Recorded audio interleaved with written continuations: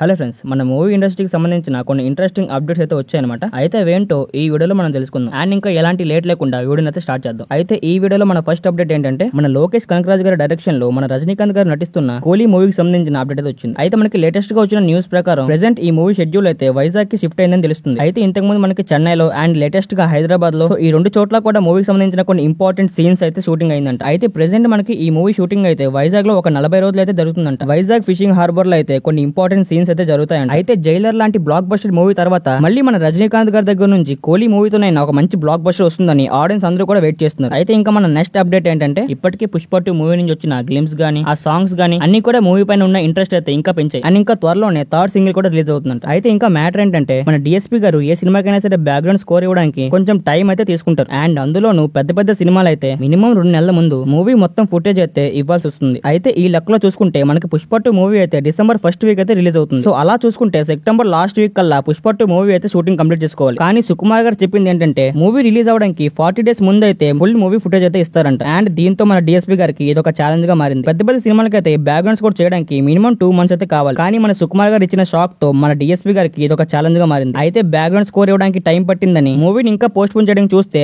Audience కి అయితే ఇంకా విసుగొచ్చేస్తుంది. గాలి ఫోర్స్ గా ఉంది, వెదర్ రివర్స్ గా ఉంది, ఫ్లైట్ తీయడం కుదరదని పైలట్ అన్నాడు, రోడ్ రఫ్ గా ఉంది, రూట్ టఫ్ గా ఉంది, కారు తీయడం కుదరదని డ్రైవర్ అన్నాడని ఏమైనా కథలు చెప్పారో నేను రఫ్.